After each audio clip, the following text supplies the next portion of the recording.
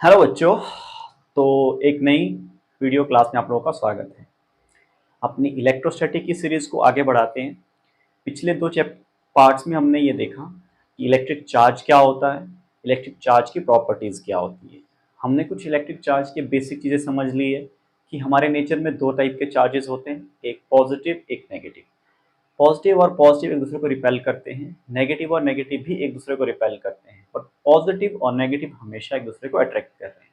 अगर मैं सिंपल शब्दों में कहूँ तो opposites attracts and similar charges repel each other. और हमने चार्जेस के बारे में कुछ प्रॉपर्टीज पढ़ी। जो भी नेचर में चार्ज है, बेसिकली उसका जो कॉन्स्टिट्यूएंट है वो एक एलिमेंट्री चार्ज है, उसे कहते हैं इलेक्ट्रॉन। और इलेक्ट्रॉन का जो चार्ज है, उसकी वैल्यू भी हमने देख ली, उसकी प्रॉपर्टीज, क्वांटाइजेशन, कंजर्वेशन और एडिटिविटी, उसको वो क्रिएट नहीं किया जा सकता, ना उसको डिस्ट्रॉय किया जा सकता है।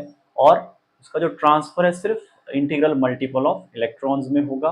प्लस अगर ऑब्जेक्ट के अलग अलग पार्ट्स पे अलग अलग चार्जेस लगे हैं तो आपका जो पूरा चार्ज है ऑब्जेक्ट के ऊपर, उस सभी चार्जेस को एल्जेब्रिकली सम करके आपको एक स्केलर वैल्यू की तरह आप सम कर सकते हो। और चार्जेस नेगेटिव होते हैं तो आपको नेगेटिव साइन के साथ भी ऐड करना होता है। तो इतनी चीज़ें समझने के बाद चार्ज के बारे में एक सबसे जो इम्पोर्टेंट और फंडामेंटल लॉ आप पढ़ते हो उसका नाम है Coulomb's law.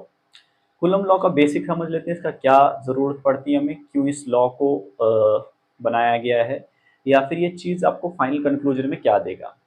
Coulomb law basically बताता है जो फोर्सेस हमारे चार्जेस के बीच में लगती है उसको क्वांटिफाई करता है। क्योंकि हमने अपनी ऑब्जर्वेशन से देखा कि जो चार्जेस है वो एक दूसरे को अट्रैक्ट भी कर रहे हैं और रिपेल भी कर रहे हैं। तो ये जो अट्रैक्शन और रिपल्शन की जो फोर्स है उसको क्वांटिफाई करने का काम कूलम ने किया। क्वांटिफाई करने का मतलब होता है उसको एक डेफिनेट वैल्यू देना, उसके रिगार्डिंग एक फॉर्मूला डिराइव करना, ताकि आप किसी भी दो चार्जेस के बीच में लगने वाली अट्रैक्शन या रिपल्शन फोर्स को कैलकुलेट कर पाओ। उसी के लिए हमारे पास कूलम्स लॉ है। ये जो कूलम्स लॉ है ये एक एक्सपेरिमेंटल बेस्ड लॉ था। जब ये लॉ डिराइव किया था, कूलम को 1 कूलम चार्ज ये तक ढंग से पता नहीं था कि कितना होता है। तो कूलम लॉ से ही 1 कूलम चार्ज को डिफाइन किया गया। और कैसे हम देखते हैं कि पॉइंट चार्ज क्या होता है, बट कूलम लॉ की कुछ कंडीशन समझेंगे कि कूलम लॉ हर जगह एप्लीकेबल नहीं होता, ये कुछ स्पेसिफिक जगहों पे ही एप्लीकेबल होता है। और इसके वेक्टर फॉर्म को भी आज के टॉपिक में हम समझेंगे। तो इन सब चीज़ों को आज के टॉपिक में क्लियर करेंगे। तो स्टार्ट करते हैं कूलम्स लॉ। देखिए, अगर आपको बहुत ज़्यादा सिंपल वर्ड्स में कहना है कि कूलम लॉ क्या है, अगर आप पढ़ चुके हो तो आपको बहुत इजी टॉपिक लगेगा। आज हम थोड़ी डेप्थ समझेंगे इस टॉपिक की। कूलम्स लॉ को अगर मैं कुछ एक वर्ड में लिखूं तो आप कुछ इस तरह का एक्सप्रेशन देखते हो, Q1 Q2 over are square.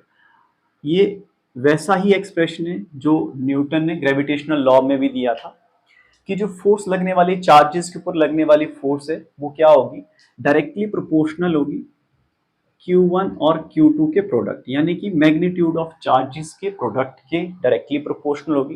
कहने का मतलब जितने ज़्यादा चार्जेस की वैल्यू होगी उतनी ज़्यादा उनके बीच में लगने वाली फोर्स है। ये जो फोर्स है ये अट्रैक्टिव भी हो सकती है, रिपल्सिव भी हो सकती है। ये इन चार्जेस के नेचर पे डिपेंड करता है। दूसरा कि ये जो लगने वाली फोर्स है ये इन्वर्सली प्रोपोर्शनल होती है square of the distance between these two charges, कि जितना सेपरेशन दो चार्जेस बीच में ज्यादा होगा उतनी ही ये फोर्स कम होती जाएगी।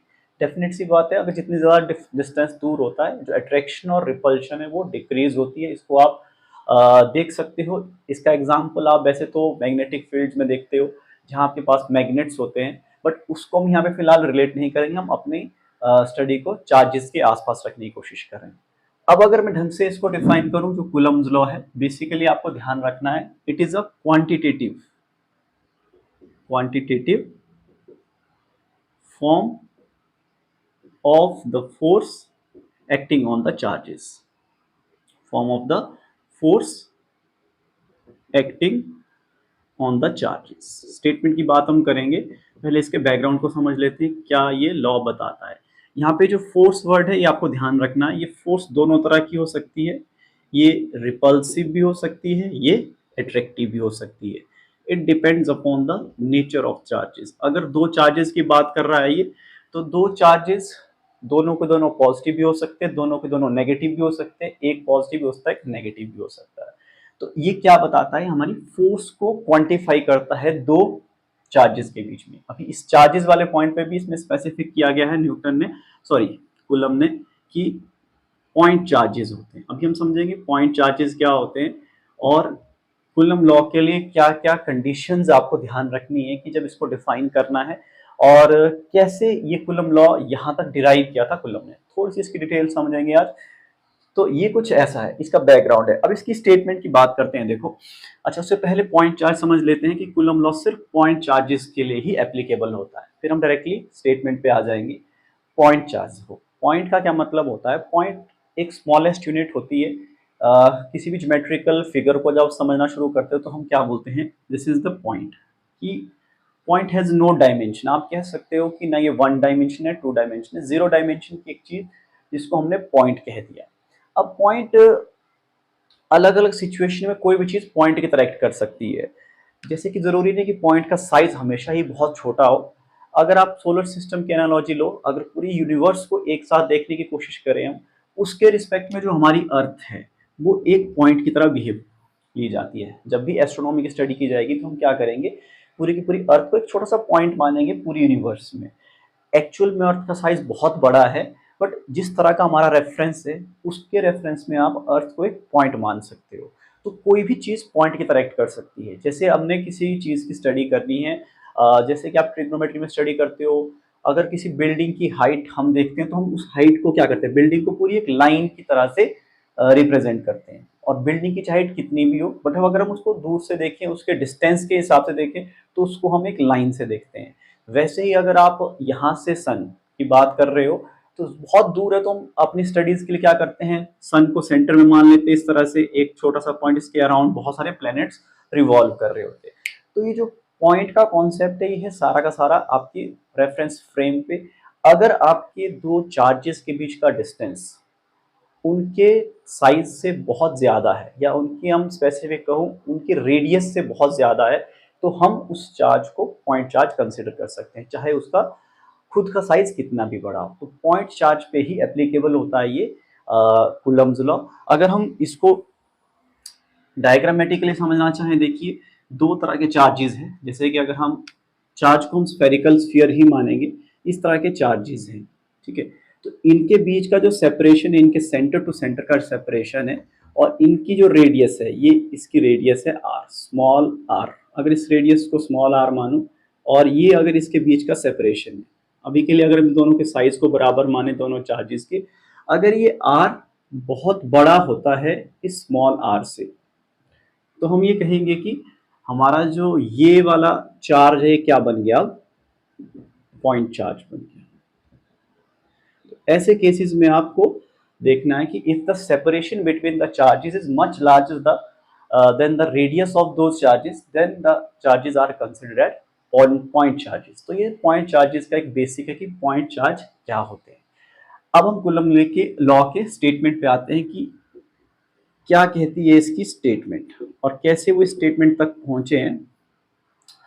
तो कूलम लॉ की स्टेटमेंट कहती है कि the force between the two charges, force अभी सिर्फ दो चार्जेस की बात करता, force between two point charges. अभी मैंने पॉइंट चार्जेस का कॉन्सेप्ट आपको क्लियर कर दिया। तो पहला नोटिस आपको करना है कि जब भी डिफाइन कर रहे हो कूलम लॉ को, तो सिर्फ चार्जेस ना लिख के पॉइंट चार्जेस मेंशन करना है। Force between the two point charges is directly proportional to, ये जो फोर्स होती है directly proportional to product of the magnitude, product of magnitude of charges, magnitude of charges. दो ही चार्जेस को पहले हम इंक्लूड कर रहे हैं, तो इसका क्या मतलब हुआ, F will be directly proportional to Q1 Q2। Magnitude लेने का क्या मतलब है, मैग्नीट्यूड लेने का मतलब है अगर दोनों चार्जेस का प्रोडक्ट नेगेटिव भी आ रहा है, तो ये जो मैग्नीट्यूड है वो नेगेटिव साइन को नहीं लेगा, हमें पॉजिटिव साइन लेने हैं। यानी कि आपके पास अगर Q1 सपोज करते हैं 2 कूलम है और Q2 मानते हैं -1 कूलम है, तो Q1 और Q2 का जो प्रोडक्ट है वो आने वाला है 2 इंटू -1 -2। बट जब फोर्स की बात करेंगे हम लेंगे इसका मैग्नीट्यूड दोनों चार्जेस का, तो ये जो -2 कूलम है इसको लिया जाएगा डायरेक्टली सिंपली 2 कूलम। मतलब यहाँ पे कैलकुलेशन के दौरान हम यहाँ नेगेटिव साइन नहीं आने देंगे अगर हम मॉडुलस लेते हैं। दूसरी बात, ये जो फोर्स होती है ये इनवर्सली प्रोपोर्शनल होती है दो पॉइंट चार्जेस के बीच के डिफरेंस के। मैं इसी डायग्राम को रेफरेंस के तौर पे ले रहा हूँ। Inversely proportional to the square of the distance between the two charges, मतलब जितने दो चार्जेस के बीच का गैप होगा उसके इनवर्सली स्क्वायर होगा। ये पहला पॉइंट है इसका। ये दूसरा पॉइंट है, इनवर्सली का मतलब होता है जितना ये डिस्टेंस बढ़ता जाएगा उतनी इनके बीच में लगने वाली फोर्स कम हो सकती है। फोर्स कोई भी सी हो सकती है, रिपल्शन भी हो सकती है या अट्रैक्शन हो सकती है। तीसरा पॉइंट इंपॉर्टेंट है फिर से, the force acts along the line joining the centers of two charges, the centers of two point charges। अब ये जो पॉइंट चार्जेस है, ये जो फोर्स लगेगी इसकी डायरेक्शन क्या रहने वाली है, वो इस लाइन के अलोंग एक्ट करेगी, है ना? ये एक लीनियर लॉ है। और अट्रैक्शन हो रही है तो इस लाइन के अलोंग हो रही, और अगर रिपल्शन है तब भी एक लाइन के अलोंग। उसकी डायरेक्शन को स्पेसिफाई करेंगे कि फोर्स एक तरह की वेक्टर क्वांटिटी, तो आपको इसकी डायरेक्शन भी बतानी पड़ेगी। तो डायरेक्शन ये बताओगे आप, जिस लाइन, जो लाइन के सेंटर्स को ज्वाइन कर रही है, ये फोर्स उस लाइन के अलोंग एक्ट करेगी। अट्रैक्शन और रिपल्शन में बता दिया आपको। ये फोर्सेस, ये आपके चार्जेस के नेचर पे डिपेंड करता है कि क्या इनका नेचर रहता है। तो ये एक बेसिक सा, अगर आप सब चीजों को कंबाइन करके देखते हो यहाँ पे, तो आपके पास कुछ ऐसा स्टेटमेंट बनेगा यहाँ से, Q1 Q2 upon R square. अब मैथमेटिक्स का सिंपल सा रूल है, अगर हम प्रोपोर्शनलिटी को हटा लेते हैं तो F इज इक्वल टू बनता है K, फिर Q1 Q2 ओवर R का स्क्वायर। ये एक सिंपल सा मैग्नीट्यूड की फॉर्म में बनाया गया एक लॉ है। हमने इसके वेक्टर की डायरेक्शन की बात नहीं कर रहे हैं, यहाँ सिर्फ फोर्स का मैग्नीट्यूड लिया गया है। अब ये कॉन्सेप्ट आता है कि यहाँ पे ये चार्जेस जो है, पॉइंट चार्जेस क्यों लिए गए हैं, या फिर ये चार्जेस हमें मिलते कैसे हैं। कुलम ने इस चीज को कैसे, मतलब एक्सपेरिमेंटली देखा कि ये यहाँ लॉ ऐसा ही होने वाला है, या इसके सिवाय कुछ और क्यों नहीं हो सकता। थोड़ी सी इसकी स्टोरी समझ लेते हैं कि इस लॉ तक पहुंचने की क्या स्टोरी है, कैसे इस लॉ तक पहुंचे हैं। अगर आपको आप अपने कुलम लॉ की बात कर रहे हो तो आपके काम की चीज यहाँ तक मिल चुकी है। अभी हम के की बात करेंगे, के की बात हम इसके बाद करेंगे जबकि कुलम ने कैसे इस लॉ को डिराइव किया, क्या इसके पीछे की फिजिक्स है। अभी तो सिर्फ ये मैथमेटिकल चीज मिल गई आपके पास कि हमने एक फोर्स देख लिया, directly proportional, inversely proportional, but actual physics क्या है इसके पीछे, कि ये ऐसा लॉ कैसे उनको पता चला कि ये इस तरह से ही वेरिएशन आएगी, और कैसे इस कंक्लूजन तक पहुंचे, और के की वैल्यू हम क्या चूज करेंगे, एसआई में क्या होगी, और के कैसे हमारे मीडियम पे डिपेंड करेगा। अभी उसको डिस्कस करेंगे हम नेक्स्ट सेक्शन में, आप इसको नोट कर लीजिए।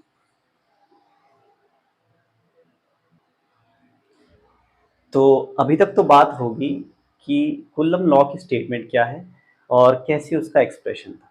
तो ये सिंपल सी मैथमेटिकल बात है। यहाँ से जो आगे का सेक्शन है ये उन लोगों के लिए है जो थोड़ा सा जानने की इच्छा रखते हैं कि ये जो लॉ है ये एक्चुअल में ऐसा लॉ तो नहीं होगा कि रात को कुलम को सपना आया और कल दिन लॉ को फॉर्म कर लिया होगा। कुछ ना कुछ इसके पीछे की वो रही होगी, सोच रही होगी, फिजिक्स रही होगी, कुछ एक्सपेरिमेंट्स रहे होंगे कि, और कुछ चैलेंजेस भी रहे होंगे कि किस तरह से इस लॉ तक कुलम पहुंचे और कैसे उन्होंने इसकी वेरिफिकेशन की, और किस तरह से वो सिर्फ इसी लॉ तक ही पहुंचे या किसी और तरह के फॉर्म में क्यों नहीं हुआ होगा। तो ये वाला सेक्शन अगर आपको सिर्फ एग्जामिनेशन पॉइंट ऑफ व्यू से करना है तैयार, या फिर आप सिर्फ इतना चाहते हो फिजिक्स से कि आपने कैलकुलेशन करना है, क्वेश्चन को सॉल्व करना है, तो ये वाला सेक्शन फिर आपके लिए नहीं है। ये सिर्फ वैसा है कि इसमें आप फिजिक्स समझना चाहते हो। यहाँ वही है कि आपको थोड़ा सा क्यूरियोसिटी है कि मेरे पास ये एक्सप्रेशन दे दिया, F इज इक्वल टू के Q1 Q2 upon R square. अब आपको ये जानना है कि ये रिलेशन एक्चुअल में कैसे फॉर्म हुआ होगा, क्या इसके पीछे की एक्सपेरिमेंट्स रहे होंगे। तो ये सेक्शन सिर्फ उसके लिए डेडिकेटेड है। तो इसमें हम फिजिक्स, एक्चुअल फिजिक्स डिस्कस करना चाहते हैं कि कुलम लॉ के पीछे क्या फिजिक्स है। क्या आपकी एनसीईआरटी कहती है कि कैसे कुलम्स लॉ या फिर कुलम्स लॉ फॉर्म हुआ था, कैसे कुलम ने ये चीज ऑब्जर्व की थी। तो मुझे उम्मीद है कि अगर आपको फिजिक्स जानने की इच्छा है तो आप इस सेक्शन को भी देखेंगे, अगर नहीं है तो आप स्किप कर सकते हैं। अपने काम की चीज हम लास्ट में भी के वाले सेक्शन में आएंगे, अभी कंक्लूड करेंगे, और वेक्टर फॉर्म में भी देख सकते हैं। थोड़ी सी बात हम फिजिक्स की कर लेते हैं यहाँ पे। फिजिक्स देखिए, सबसे बड़ा चैलेंज तो पहले ये है कि जो पॉइंट चार्ज नाम की चीज है, पॉइंट चार्ज नाम की चीज है, ये एक्चुअल में बहुत मुश्किल एग्जिस्ट करती है। पॉइंट का मतलब बहुत छोटा होता है। जैसे कि मैंने आपको चार्ज वर्ड बताया था लास्ट में भी, चार्ज का सिंपलेस्ट मीनिंग होता है इलेक्ट्रॉन, एक सिंगल इलेक्ट्रॉन। अब दिक्कत ये है कि इलेक्ट्रॉन बहुत ही छोटा पार्टिकल है, बहुत ज्यादा छोटा पार्टिकल है, माइक्रोस्कोपिक पार्टिकल है, इसको एक अकेले की फॉर्म में देखना पॉसिबल नहीं हो पाता है। बट हमें स्टडी करने के लिए क्या देखना होता है कि उसको हम पॉइंट मान के चलते हैं, फिर अपनी कैलकुलेशन करते हैं, उसी बेसिस पे हम आगे जाके अपने लॉज फॉर्म करते हैं। यहाँ पे भी वही दिक्कत है, जो लॉ है तो वो पॉइंट चार्जेस के लिए, बट वो पॉइंट चार्ज कैसे कूलम ने ऑब्जर्व किया। तो हमारे पास क्या है, कूलम ने दो तरह के एक स्फीयर लिया जिसको पूरी तरह से मान लेते हैं पॉजिटिवली चार्ज्ड कर लिया, क्योंकि इस तरह की चीजें हम पहले देख चुके हैं कि कैसे किसी ऑब्जेक्ट को चार्ज किया जा सकता है। जैसे कि मैंने एक मेथड बताया था आपको फर्स्ट सेक्शन में कि किसी चीज को जब रब किया जाता है, जैसे ग्लास रॉड को हमने सिल्क के साथ रब करके देखा था, प्लास्टिक रॉड को हमने फर के साथ रब करके देखा था, तो ऑब्जेक्ट्स क्या इलेक्ट्रीफाई हो जाती है, वहां से ऑब्जेक्ट्स के ऊपर चार्ज आ जाता है। या फिर एक और मेथड होता है जिसको इंडक्शन मेथड कहते हैं, कि ऑब्जेक्ट का विदाउट फिजिकल कांटेक्ट किए भी दूसरी ऑब्जेक्ट चार्ज हो सकती है। जैसे कि आपके जो स्केल वाला पार्ट बताया था मैंने आपको, जब स्केल को रब करते हो उससे जब हम कागज के पीसेस को अट्रैक्ट करते हैं, तो कागज को बिना टच किए ही हमने कागज को इलेक्ट्रीफाई कर दिया होता है उस केस में, तो उसको इंडक्शन मेथड कहते हैं। तो ये चीज हमें पता था कि ऑब्जेक्ट को चार्ज कैसे किया जाता है। तो कूलम ने क्या किया, एक स्फीयर उसको चार्ज कर लिया, सपोज करती है ग्लास का बना हुआ स्फीयर था, तो उसके ऊपर क्या आता है, पॉजिटिव चार्ज आता है। अब क्या है कि हमें दो चार्जेस चाहिए थे, तो दूसरे चार्ज को लाने के लिए क्या किया, अगर इसके ऊपर पॉजिटिव क्यू चार्ज है तो दूसरे चार्ज को इसके दूसरे स्फीयर को जो बिल्कुल पहले अनचार्ज था उसको इसके कांटेक्ट में लाया गया।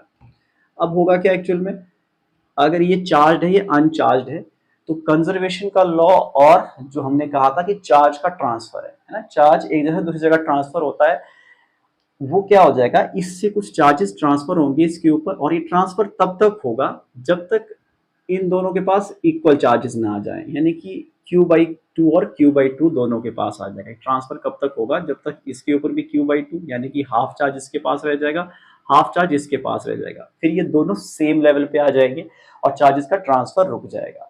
तो इस तरह से उनको अपने दो Q/2 चार्ज स्फीयर मिले, है ना। तो इन Q/2 और Q स्फीयर तो अपने आप में थोड़ा सा बड़ा होता है। अच्छा, एक चीज और यहाँ नोटिस करना, ये जो फोर्स थी, इन्होंने एक इंस्ट्रूमेंट इन्वेंट किया था, उसे कहते हैं टोरेशन बैलेंस। आप इसका एक बार वीडियो देख लेना कि कैसा होता है ये बैलेंस एक्चुअल में, और स्फीयर्स किस साइज के होते हैं।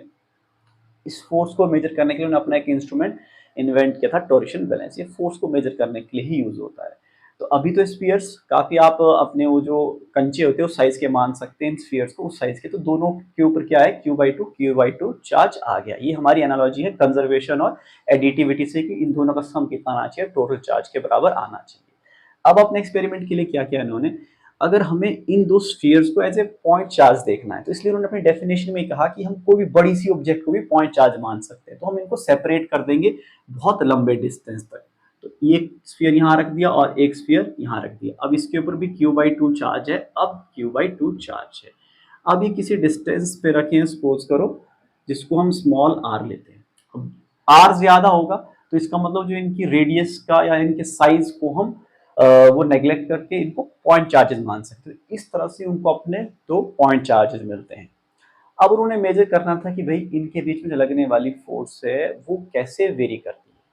पहला चीज उन्होंने क्या किया कि इन दोनों चार्जेस को वो अलग अलग डिस्टेंसेस पे लेके गए, है ना। उन्होंने क्या रख दिया, चार्जेस फिक्स्ड कर दिए, चार्जेस फिक्स कर दिए, बट डिस्टेंस को वेरी किया, वेरीज आर, उनके बीच के डिस्टेंस को वेरी करते गए। उनका जो इंस्ट्रूमेंट है वो उसको फोर्स की रीडिंग बता रहा था कि फोर्स किस तरह से वेरी कर रही है। तो उनको अपना एक डायरेक्ट सा एक्सपेरिमेंट से मिल रहा था, जब जब ये आर इंक्रीज हो रहा था तो फोर्स क्या हो रही थी, जब जब ये आर इंक्रीज कर रहा था फोर्स कम हो रही थी। उनके बीच में लगने वाली जो रिपल्शन है वो कम हो रही थी। स्टार्टिंग में जब वो बहुत नजदीक है, तो अब क्योंकि दोनों पॉजिटिवली चार्ज हो चुके थे तो रिपेल बहुत ज्यादा रिपेल कर रहे थे, बट जितना वो चार्जेस को दूर लेके जा रहे थे तो जो फोर्स ऑफ रिपल्शन है वो कम हो रही थी। और एक टाइम ऐसा आ गया कि फोर्स ऑफ रिपल्शन खत्म ही होगी। तो यहाँ से उन्होंने एक कंक्लूजन निकाला कि जो फोर्स है ये कैसे वेरी कर रही है, आर के इनवर्सली प्रोपोर्शनल के लिए। अब बाकी जो टेक्निकल रीडिंग्स है उन्होंने ली हुई है, वहां से उन्होंने ये कंक्लूड किया कि सिर्फ आर पे डिपेंड नहीं करता, ये आर स्क्वायर पे है। मतलब जितना ज्यादा डिस्टेंस, अगर आप 1 सेंटीमीटर का डिस्टेंस भी इंक्रीज करते हो तो फोर्स जल्दी से डिक्रीज होती है स्क्वायर के प्रोपोर्शन में। इससे आगे जो फॉर्म है वो उनका अपने पब्लिशिंग में होगा, अपने रिसर्च पेपर में पब्लिश होगा क्या उनके रीडिंग्स रहे होंगे। बट कंक्लूजन ये निकला कि जितना भी डिस्टेंस बढ़ रहा है उनके बीच की रिपल्शन कम हो रही है। एक तो ये फैक्टर समझ आ गया कि डिस्टेंस पे डिपेंडेंट है ये फोर्स। अब उन्होंने चेक करने की कोशिश की कि देखते हैं कि अगर डिस्टेंस को फिक्स रखें, हम इस बार क्या करें, हम दोनों को आर फिक्स कर दें, यानी कि दोनों को फिक्स डिस्टेंस पे रखें और इनके चार्जेस को वेरी करें। चार्जेस को वेरी करने का मतलब है इनके ऊपर चार्जेस को इंक्रीज या डिक्रीज करके देखना। तो वेरी क्या करना है इस बार, वेरीज Q1 एंड Q2।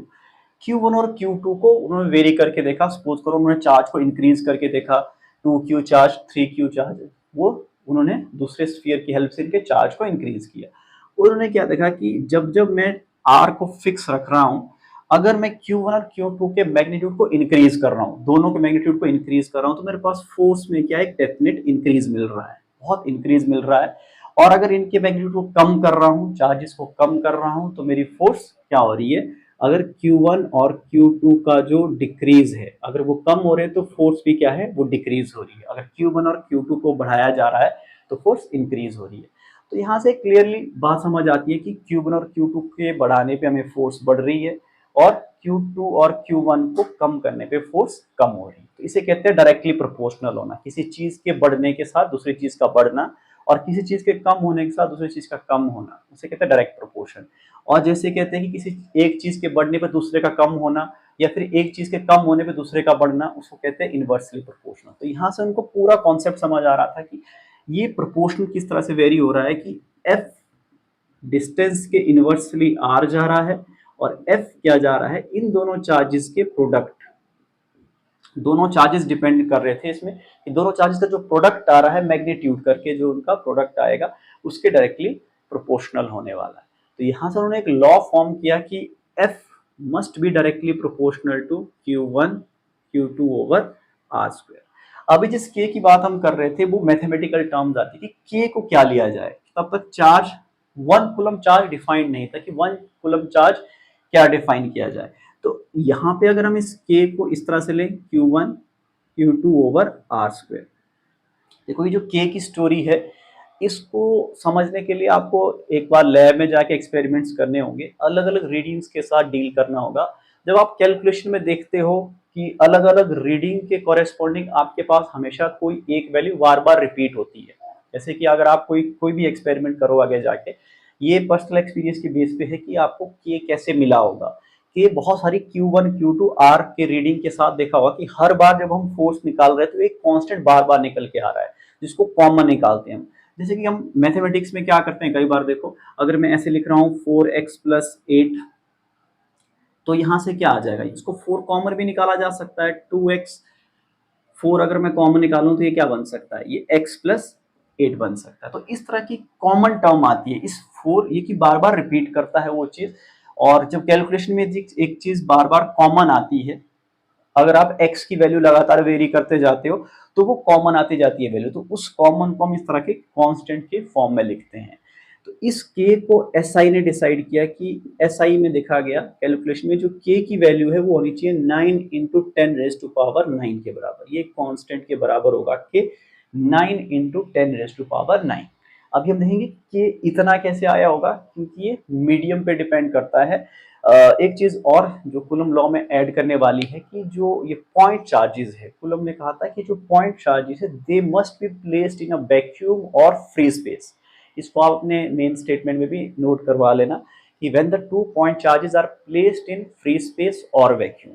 ये कूलम लॉ तभी वैलिड है जब इन दो चार्जेस को फ्री स्पेस या वैक्यूम में रखा जाएगा, तभी हम कह सकते हैं कि इनके बीच का जो वेरिएशन कुछ ऐसा है। अगर इन दो चार्जेस को किसी मीडियम में रखेंगे जिसकी एक डेफिनेट परमिटिविटी की वैल्यू होती है, उसमें फिर कूलम लॉ इस तरह से वैलिड नहीं होता, फिर हमें मीडियम की परमिटिविटी भी लेनी पड़ेगी।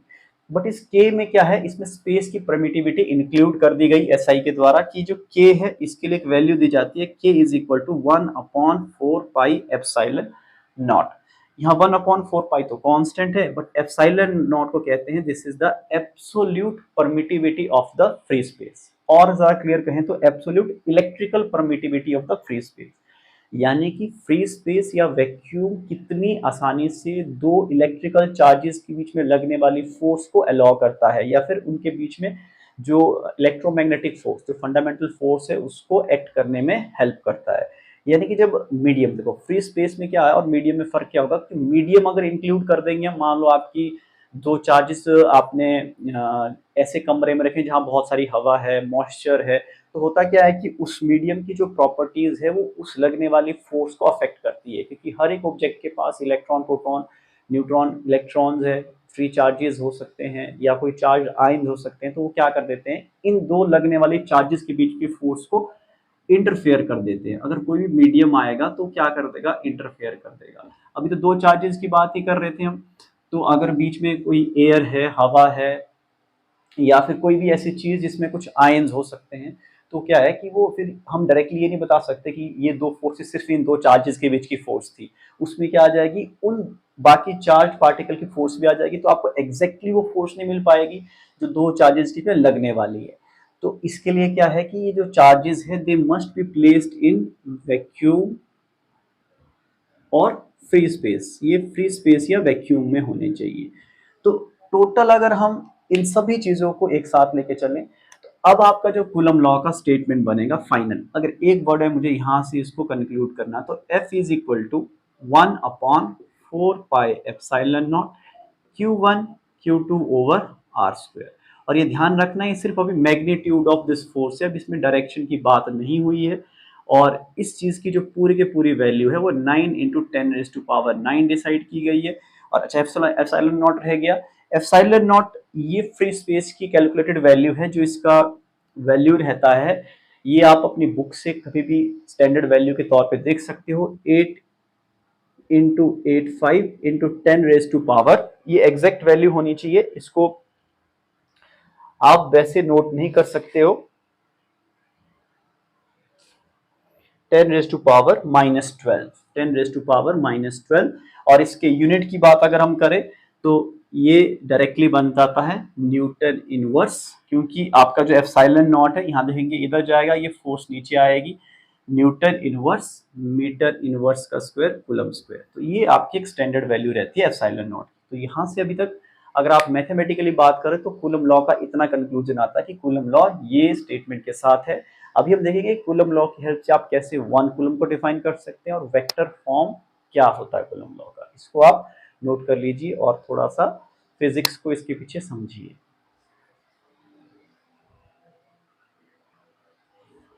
तो अभी तक की स्टोरी के अकॉर्डिंग फोर्स क्या हमने समझ ली कूलम लॉ में, ये एक्सप्रेशन समझ लिया और इसकी वैल्यू को हमने देख लिया 9 × 10⁻⁹ Q1 Q2 over are square. दो चार्जेस, दो पॉइंट चार्जेस के लिए न्यूटन, ये कूलम का लॉ आ गया। जैसे मैंने शुरू में भी कहा था कि कूलम का लॉ जब आया था तब तक वन कूलम क्लियर नहीं था कि वन कूलम का मैग्नीट्यूड कितना होगा, कि वन कूलम चार्ज कितना होगा, कितने चार्ज को हम वन कूलम कहेंगे। तो इस लॉ ने एक हेल्प की, यहाँ से क्लियर वैल्यू मिलेगी हमें कि वन कूलम चार्ज कितना होगा, एक्चुअल में कितना होगा वन कूलम चार्ज, जिसको हम कहेंगे कि ऑब्जेक्ट के ऊपर इतना चार्ज वन कूलम है। इसको हम फोर्स के टर्म में समझेंगे। देखो, जब भी आपको किसी भी यूनिट को डिफाइन करना होता है तो उसमें जो इन्वॉल्व पैरामीटर्स होते हैं, जिनको भी मेजर किया जा सकता है, जो कांस्टेंट नहीं होते हैं, उनको हम वन यूनिट लेते हैं, फिर हमारे पास अपने गिवन यूनिट की वैल्यू आती है। जैसे कि इस एक्सप्रेशन में अगर हम दोनों चार्जेस की वैल्यूज को Q1 और Q2 को मिलके इक्वल माने वन कूलम, और सपोज करें कि वो सेपरेटेड है एक डिस्टेंस 1 मीटर से, तो जो F आपके पास बनेगा फोर्स, अब Q1 और Q2 इक्वल माने तो डेफिनेट सी बात है जो फोर्स आने वाली वो रिपल्सिव आने वाली है, कि दोनों सेम चार्जेस माने हैं हमने। तो ये कुछ ऐसा एक्सप्रेशन बन जाएगा 9 × 10⁻⁹ 1 × 1/r1। तो फोर्स कितनी आएगी 9 × 10⁻⁹ न्यूटन की। और ये फोर्स कौन सी आ रही है, this is basically repulsive force. ठीक है, अब यहां से कोशिश करते हैं हम वन कूलम को डिफाइन करने की। इस सिचुएशन को डायग्रामेटिकली मैं लिख लेता हूं। इस तरह के दो चार्जेस है और इनके बीच का जो डिस्टेंस है वो 1 मीटर है, इसका मैग्नीट्यूड है 1 कूलम और 1 कूलम। तो यहां से हमें वन, और जब ये 1 मीटर और 1 मीटर के डिस्टेंस पे हो रही है तो एक दूसरे को रिपल्शन फोर्स कितने लगा रहे हैं, 9 × 10⁻⁹ न्यूटन की। बस, तो यहीं से हम डेफिनेशन बनाएंगे 1 कूलम की। 1 कूलम कैसे डिफाइन किया गया, तो हम कहेंगे a charge is said to be 1 coulomb if another charge placed at a 1 meter from it of equal magnitude। अभी हमने मान लो इसको सिंपल करते हैं कि आपके पास एक चार्ज है, आपको देखना 1 कूलम है कि नहीं है। तो करना क्या होगा कि आप सपोज करो पहले नहीं पता ये कितना है, तो हम अगर कोई भी दो चार्जेस को 1 मीटर पे रखते हैं, 1 मीटर के डिस्टेंस पे रखते हैं, और जब उनकी रिपल्सिव फोर्स इतनी हो जाएगी 9 इंटू 10⁹ न्यूटन के बराबर हो जाएगी, हमारे पास फोर्स को मेजर करने का एक इंस्ट्रूमेंट होना चाहिए। हम कोई सी भी दो चार्जेस को जब 1 मीटर के डिस्टेंस पे रखते हैं, अगर आपकी फोर्स ऑफ रिपल्शन उनके पास इतनी हो जाएगी, तब हम कहेंगे कि उनके ऊपर जो चार्ज आ गया है वो कितना आ गया है, 1 कूलम का चार्ज आ गया है।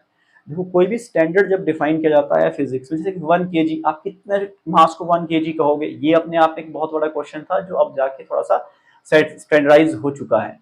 जैसे कि हर चीज का जो 1 यूनिट है उसको कहीं ना किसी के रेफरेंस में डिफाइन करना होता है। तो यहाँ हमें क्लियरली बात समझ आ रही है, कोई भी चार्जेस जब एक दूसरे से 1 मीटर के डिस्टेंस पे होंगे और जब उनके बीच में लगने वाली जो रिपल्सिव फोर्स है, अगर दोनों चार्जेस सेम है, बट सेम चार्जेस दोनों मैग्नीट्यूड उनका सेम होना चाहिए, जब वो फोर्स 9 × 10⁹ न्यूटन की हो जाएगी, हम कहेंगे कि उस पे जो चार्ज है वो 1 कूलम के बराबर है। तो इसको डिफाइन ऐसे किया गया है कि one charge is said to be 1 coulomb when it is placed at a distance of 1 meter of equal magnitude charge and the force of repulsion between them is 9 into 10⁹ Newton। तो एक achievement तो ये हुई कि Newton law Coulomb's law से हमें 1 coulomb को define करने में क्लियर आइडिया मिल गया, और बाकी तो इसने फोर्स का नेचर बता दिया। अब इसके वेक्टर फॉर्म की बात करते हैं कि जो एग्जाम्स में पूछा जाता है, इसमें अब फिजिक्स का ज्यादा लेना देना है नहीं, ये मैथमेटिकल फॉर्म है, ये आपके एग्जाम की चीज है कि वेक्टर की फॉर्म में कैसे, क्योंकि फोर्स एक तरह का वेक्टर है, तो आपकी इसकी वेक्टर फॉर्म डिराइव करनी आनी चाहिए। कि एक क्वेश्चन आता है कि जो कूलम लॉ है वो न्यूटन के थर्ड लॉ से रिलेटेड है, तो इसके वेक्टर फॉर्म को डिस्कस करते हैं। देखो वेक्टर्स का जब भी कॉन्सेप्ट आता तो आपको डायरेक्शंस के साथ बहुत ध्यान से चलना होता है। 2 पॉइंट चार्जेस ले लेते हैं जल्दी से, और किसी न किसी ऑरिजिन के रिस्पेक्ट में होंगे, उनकी पोजीशन को स्पेसिफाई करने के लिए आप दो तरह के वेक्टर्स लोगे जिनको हम पोजीशन वेक्टर कहते हैं। इसको मान लिया R1 मान लिया, और इसको मान लेते हैं हम R2, ये आपका ओरिजिन है। अब इन दोनों पे लगने वाली जो फोर्स है, उसको एक फोर्स है जो F1 पे लग रही है F2 के कारण। मैंने कहा कि अगर सिमिलर चार्जेस है, जो फोर्स लगेगी इसके ऊपर वो क्या लगेगी, रिपल्सिव लगेगी। Force on 1 due to second and force on 2 due to first. तो ये दो तरह की इसके ऊपर फोर्सेस लगने वाली है, वो रिपल्सिव फोर्सेस है। अब जो इनके बीच का डिस्टेंस ऑफ सेपरेशन है, ये डिपेंड करता है दो तरह पे, आप कहां से कहां की तरफ देख रहे हो। इसको आप लिख सकते हो इस तरह से R1 2 करके भी, तब आपको 1 से 2 की तरफ डायरेक्शन रखनी है, तो तब ट्राइंगल लॉ अगर लगाओगे आप, इन दो की डायरेक्शन सेम तरफ को है, यानी कि R1 और plus R12 is equal to R2 के बराबर बन रहा है। तो यहाँ पे ये जो डिफरेंस बनेगा ये R2 माइनस R1 के बराबर बनने वाला है। और अगर आप इस वेक्टर को इस तरह से लेते हो, देखो आप दोनों तरह से ले सकते हो, वो आप पे डिपेंड है कि आप कौन सी वैल्यू को प्रेफरेंस देते हो। तो 2 1 भी ले सकते हैं हम, 2 से लेकर 1 तक का डिस्टेंस। तो अब इसका डायरेक्शन उल्टा हो जाएगा, R21 और R2 का जो सम है वो किसके बराबर बनेगा, R1 के बराबर। यहाँ ट्राइंगल लॉ लगा रहा हूं मैं, अगर दो वेक्टर सेम है तो थर्ड जो वेक्टर ऑपोजिट डायरेक्शन वाला वो उनके मैग्नीट्यूड को रिप्रेजेंट करता है। तो R जो 2 1 है वो किसके बराबर बनेगा, R1 माइनस R2 के बराबर। ये दोनों एक्सेप्टेबल है, दोनों। जब F21 की बात होगी तो R21 की बात होगी, जब F12 की बात होगी तो R12 की बात होती है। अब जो आपके कूलम लॉ ने कहा हुआ है कि जो लगने वाली फोर्स है वो डायरेक्टली प्रोपोर्शनल है, K लिख लेता हूं मैं अभी इसको, Q1 और Q2 उनके मैग्नीट्यूड के, and inversely proportional to the square of the distance between them. जब R12 की बात कर रहे हैं हम, जो फोर्स R12 है उनके बीच में लगने वाली फोर्स है R12, उसका मैग्नीट्यूड का स्क्वायर लेना है, ना कि उनका स्क्वायर लेना है। और यहां ये चीज इंपॉर्टेंट आ जाएगी आपके पास, R12 की डायरेक्शन क्या होगी, किसी एक तरफ को अलोंग द लाइन ज्वाइनिंग, किस लाइन के ऊपर वो ज्वाइन कर रहा है। R12 जैसे कि R12 की डायरेक्शन इस तरफ को है, तो R हमारा यूनिट वेक्टर बन गया इस तरह से R12। उसी तरह से अगर आपको सेकंड फोर्स देखनी कि दूसरे पे लगने वाली फोर्स फर्स्ट के कारण कितना आ रहा है, K पे कोई फर्क नहीं पड़ेगा, Q1 Q2 सेम है, बट नीचे क्या चेंज आएगा इस बार, अब आपको डिस्टेंस का मैग्नीट्यूड r21 लिखना होगा और उसका जो यूनिट वेक्टर है वो क्या आ जाएगा r21, और r21 की डायरेक्शन होगी r12 से ऑपोजिट। तो ये वाला जो यूनिट वेक्टर है जो इसकी डायरेक्शन को बताएगा, यहाँ डायग्रामेटिकली आपको पॉसिबल नहीं हो पाएगा, तो इसको आप r21 कहते हैं। इन दो एक्सप्रेशंस में क्या सिमिलरिटी है, देखो जो ये मैग्नीट्यूड है r12 का और r21 का मैग्नीट्यूड, यानी कि इनकी जो लेंथ है वो तो बराबर है, तो ये तो इक्वल है। इनकी जगह आप कोई भी चीज लिख सकते हो कि r12 की जगह r21 भी लिखा जा सकता है और r21 की जगह r12 भी लिखा जा सकता है। Same, one of the same, magnitude same रहेगा। फर्क कहाँ आएगा, सिर्फ इनके यूनिट वेक्टर्स में। r12 और r21 इक्वल नहीं होंगे, they will be equal in magnitude, but ये नेगेटिव साइन क्या बताएगा, ये एक दूसरे के ऑपोजिटली सिचुएटेड है। r12 की डायरेक्शन अगर आगे की तरफ है तो r21 की ऊपर की तरफ डायरेक्शन है। इसी दो सिचुएशन का यूज करके इन दो इक्वेशन में आप लगाओगे, तो जैसे मैं f12 को क्या लिख सकता हूं, देखो f12 को मैं लिख सकता हूं k times q1 q2 divided by r12 को हम r21 भी लिख सकते हैं। जैसे मैग्नीट्यूड वाइज ये इक्वल है क्योंकि दोनों का जो डिस्टेंस है वो इक्वल है। मैं r21 को लिख रहा हूं और r12 को क्या लिखा जाएगा, माइनस ऑफ r21, क्योंकि r12 ये यूनिट वेक्टर, ये डायरेक्शन को ऑपोजिट बता रहा है। अब आप ध्यान से देखोगे अगर इस माइनस को मैं कॉमन लेता हूं बाहर, तो मेरे पास एक्सप्रेशन बनेगा कुछ ऐसा, minus of k times q1 q2 over नीचे जो मैग्नीट्यूड है r21 इसका स्क्वायर और आगे उसका unit vector k q1 q2 r21 r21।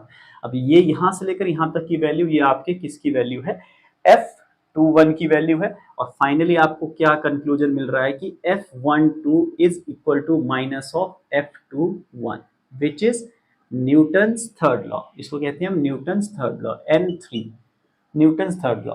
The force acting between the two charges is equal in magnitude but opposite in direction. पहले पे charge पे लगने वाली force due to second charge is equal to the force acting on second charge due to first charge, but they are opposite to each other. बस ये conclusion है आपके last में vector form of coulomb law का। Coulomb law की कुछ चीजें ध्यान रखनी पड़ेगी, ये तो डेरिवेशन छोटी सी, उसको आप देखो। कॉन्सेप्चुअली कूलम लॉ ने क्या बताया, दो पॉइंट चार्जेस के बीच में लगने वाली फोर्स को क्वांटिफाई किया। दो पॉइंट चार्जेस कहाँ पे रखने हैं आपको, वैक्यूम में रखने हैं, फ्री स्पेस में रखने हैं, और उनके जो साइज है वो उनके डिस्टेंस से बहुत छोटा होना चाहिए, इसलिए उनको पॉइंट चार्ज कहा जाता है। जो लगने वाली फोर्स है वो डायरेक्टली प्रोपोर्शनल होगी उनके प्रोडक्ट ऑफ मैग्नीट्यूड, उनके मैग्नीट्यूड के प्रोडक्ट के डायरेक्टली प्रोपोर्शनल, इनवर्सली प्रोपोर्शनल होगी, यानी कि उनके बीच में होने वाले डिस्टेंस से वो इनवर्सली रिलेटेड होगी। जितना डिस्टेंस ज्यादा हो उतनी फोर्स कम होती जाएगी, और जो फोर्स लगेगी वो उन दोनों को ज्वाइन करने वाले लाइन के अलोंग लगेगी।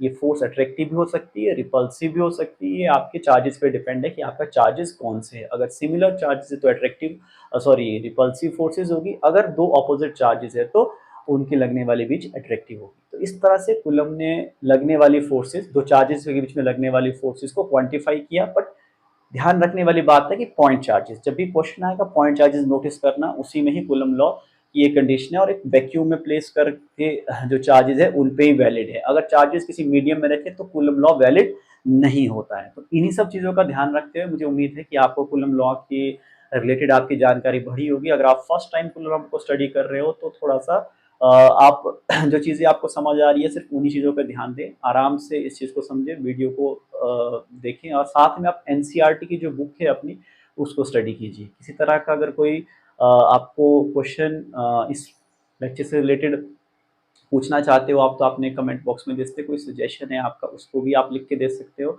और अगर वीडियो अच्छी लग रही हो तो आप अपने दोस्तों के साथ शेयर कीजिए, इसको लाइक कीजिए और चैनल को सब्सक्राइब कीजिए। Thank you.